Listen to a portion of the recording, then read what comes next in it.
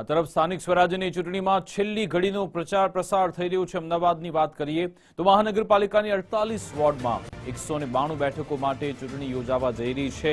કુલ 1365 જેટલા ઉમેદવારો વચ્ચે ચૂંટણી જંગ। ભાજપા, કોંગ્રેસ, આમ આદમી પાર્ટી સાથે અપક્ષ ઉમેદવારો પણ મેદાને। ગોમતીપુર વોર્ડની વાત કરીએ તો અહીંયાના ઉમેદવારો સાથે ભાજપના નેતા હિતુ કનોડિયા પ્રચારમાં છે। પહેલા અમરાઈવાડી વિસ્તારમાં મનોજ તિવારી સાથે પ્રચાર પ્રસાર થયો તો હવે ગોમતીપુરમાં પણ પ્રચાર પ્રસાર પૂરજોશમાં કરવામાં આવી રહ્યો છે।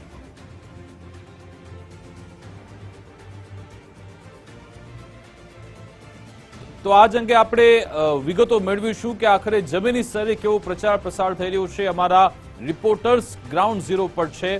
સૌપ્રથમ આપણે વાત કરીશું અમદાવાદથી અમારા સંવાદદાતા સચિન કડિયા જોડાઈ ગયા છે, સાથે રાહુલ ત્રિવેદી પણ જોડાયા છે। સૌપ્રથમ સચિન, આપની પાસે આવું કે આપ કયા એરિયામાં છો, કેવો માહોલ છે, કેવો પ્રચાર પ્રસાર થઈ રહ્યો છે રાજકીય પક્ષો દ્વારા? જી વિકાસ, ખાસ કરીને ગોમતીપુર વોર્ડમાં અત્યારે હાલ હું છું અને ખાસ સ્થાનિક સ્વરાજ્ય ચૂંટણીના જે આખરી પ્રચાર પ્રસાર થઈ રહ્યા છે અને ગોમતીપુર વોર્ડના 4 ઉમેદવારો માટે ખાસ પૂર્વ ધારાસભ્ય હિતુ કનોડિયા ખુદ પ્રચાર પ્રસાર માટે નીકળ્યા છે। હિતુભાઈ, શું કહેશો, જે 192 બેઠકો પર મતદાન છે, ફરી એકવાર ભાજપને જે મતદારો કેવી રીતે વિશ્વાસ મૂકશે, શું કહેશો? અદ્ભુત રીતે પ્રતિસાદ મળી રહ્યો છે। જ્યાં જઈએ ત્યાં તમે જોઈ શકો છો, ભીડ ઉમટે છે। ભાજપના સંપર્કમાં બધા લોકો છે અને બધા લોકોના સંપર્કમાં ભાજપ છે અને બહુ જ સરસ રીતે બધા લોકો સાથ ને સહકાર ને પ્રેમ આપી રહ્યા છે। હું તો બહુ જ બધી જગ્યાએ ફર્યો છું, ગામે ગામ ફરીને આવ્યો છું, બધે જ બહુ સરસ માહોલ છે। બીજેપી સિવાય કોઈ બીજી વાત નથી સાહેબ।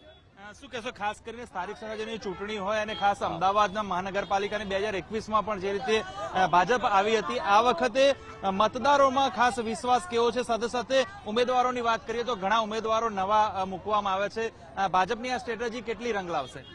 નવા ઉમેદવારો ખરેખર અંદરથી પબ્લિકમાંથી આવેલા લોકો છે, જે સ્થાનિક લોકો છે, જે લોકો ખરેખર કાર્યકર્તા તરીકે ખૂબ મહેનત ને કામ કરીને આવ્યા છે, એવા ઉમેદવારો છે। એટલે મને ખાતરી છે કે આ લોકો સાથે રહીને, પબ્લિકની સાથે રહીને સેવા કરશે। ભાજપની સ્ટ્રેટેજી રહી છે ખાસ વિકાસના મંત્ર ઉપર આગળ વધ્યા છે। ખાસ મેટ્રો સ્ટેશન હોય કે પછી મેટ્રો ટ્રેન હોય અથવા તો રિવરફ્રન્ટને અનેક સુવિધાઓ મહાનગરપાલિકાને મળી છે। આવનારા સમયમાં હજી શું એવી અપેક્ષાઓ લોકો રાખી રહ્યા છે અને ભારતીય જનતા પાર્ટી અથવા જીતના જે લોકો છે તે કેવી રીતે પ્રતિષ્ઠા અને જે રીતે અમદાવાદની માંગ પૂરી કરશે?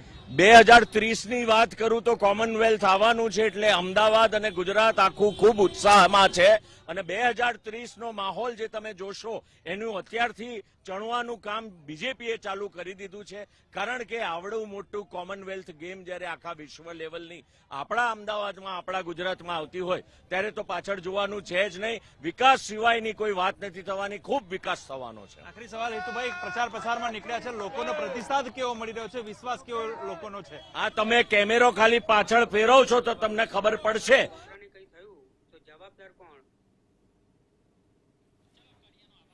બિલકુલ, આભાર સચિન તમામ જાણકારી આપવા બદલ। તો અલગ અલગ વિસ્તારમાં આ રીતે પ્રચાર પ્રસાર થઈ રહ્યો છે અને અમારા સંવાદદાતા સાથે જઈશું, પણ એ પહેલા સમાચાર પર નજર કરીએ જે એક બાદ એક બ્રેકિંગ ન્યૂઝ મળી રહ્યા છે।